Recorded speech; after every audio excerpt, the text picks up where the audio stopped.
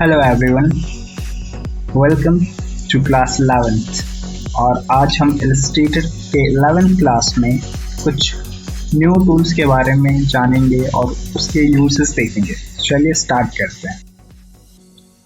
आज मैं आपको कुछ टूल्स के बारे में बताने जा रहा हूँ। अब वो टूल्स क्या है, यहाँ पे आए तो ये शेयर टूल। अब शेयर टूल के अंदर ही स्केल टूल और रीशेप टूल है, राइट। अब यहाँ पे आपको एक छोटा सा एरो दिख रहा होगा। जैसे ही आप यहाँ पे क्लिक करेंगे ये आपको अलग से एक टूल बॉक्स आ जाएगा। आप इसको यहाँ पे रख ले जहाँ पे रखना चाहें। और यहाँ पे आपको एक एरो दिख रहा होगा, दो एरो दिख रहा है। जैसे ही आप यहाँ पे क्लिक करेंगे तो ये वर्टिकली और हॉरिजॉन्टली आ जाएगा।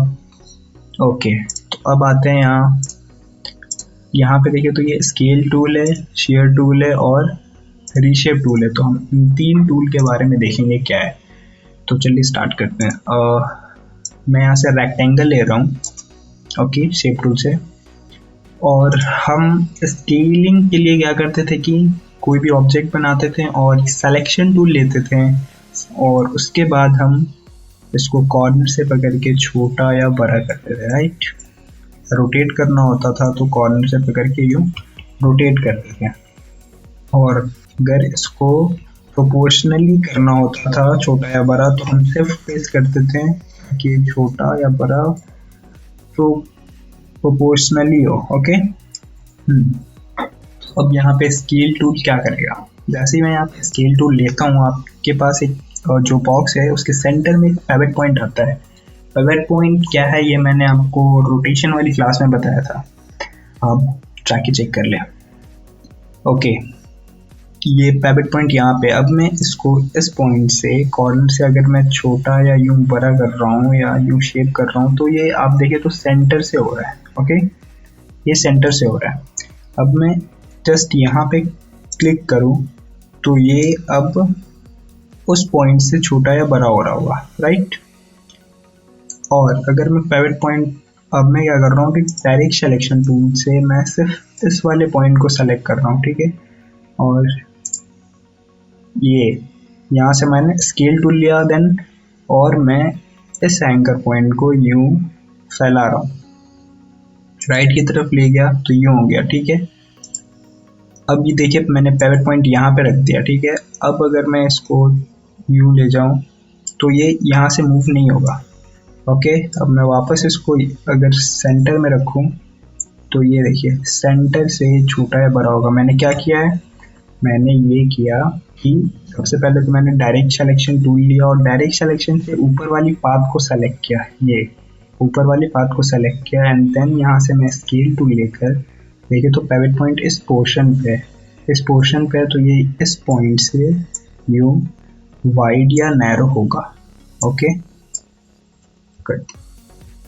अब पिवट पॉइंट आपको भी यहाँ दिख रहा है, राइट।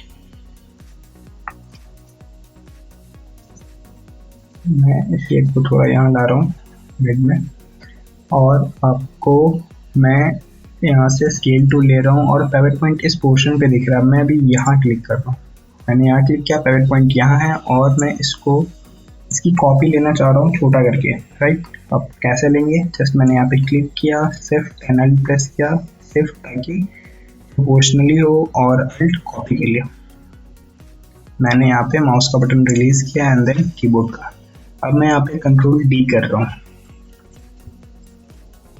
ये देखिए मैं जितनी बार कंट्रोल डी प्रेस करूँगा उतनी बार ये कॉपी लेता जाएगा। तो ये अभी आपके सामने काफ़ी बेहतरीन सा पिरामिड स्टाइल बन के आ गया, ओके। मैं इसको डिलीट कर रहा हूँ। ये था हमारा स्केल टूल। और अब देखते हैं शेयर टूल का काम क्या है। अब सपोज कि मैं यहाँ पे एक स्क्वायर बना रहा हूँ, ओके। शेयर क्या होता है वो समझाने के लिए अब मैं इसको ऊपर वाले पाथ को मैं सेलेक्ट कर रहा हूँ और इसको यूं राइट की तरफ ले जा रहा हूँ, तो ये है शेयर, ओके। ये तो सिंगल ऑब्जेक्ट था तो हमने डायरेक्ट सिलेक्शन से कर लिया। इफ अगर मल्टीपल्स ऑब्जेक्ट होते तो ये मैंने बनाया और मल्टीपल्स ऑब्जेक्ट कर लेते, कॉपी ले लेते हैं इसकी, एक काम करते हैं इसमें फिल कर लेते हैं। ताकि आपको नजर आए।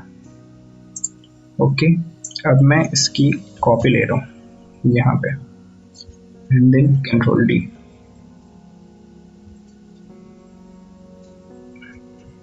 सॉरी, अब मैं सिलेक्शन टूल लेके इन सबको सेलेक्ट कर रहा हूँ और नीचे भी इसकी कॉपी ले रहा हूँ like this, then control D.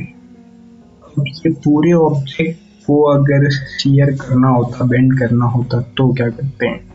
Simple है, शेयर टूल लेते हैं और सिंपली इसको यूं बेंड, या काफी इजी हो गया, राइट। तो ये था हमारा शेयर टूल। ओके, काफी इजीली बेंड हो गया, एक साथ मल्टीपल ऑब्जेक्ट को बेंड कर लिया मैं। ओके, अब आते हैं रीशेप टूल। रीशेप टूल को बताने के लिए मैं यहाँ पे क्या कर रहा हूँ, एक ये रेक्टेंगल बना रहा हूँ। ओके, और इसकी फिल हटा के डिफॉल्ट पे कर रहा हूँ और मैं यहाँ से पेन टूल ले रहा हूँ। पेन टूल से मैंने इस पाथ पे मैंने एक एंकर पॉइंट ऐड किया और डायरेक्ट सिलेक्शन टूल लिया मैंने, इसको यूं राइट की तरफ ले गया और यहाँ से पेन टूल से ही मैं एंकर पॉइंट टूल ले रहा हूँ और इसको कर्व किया मैंने। ओके, तो ये तीन बार हमें क्या करना पड़ा।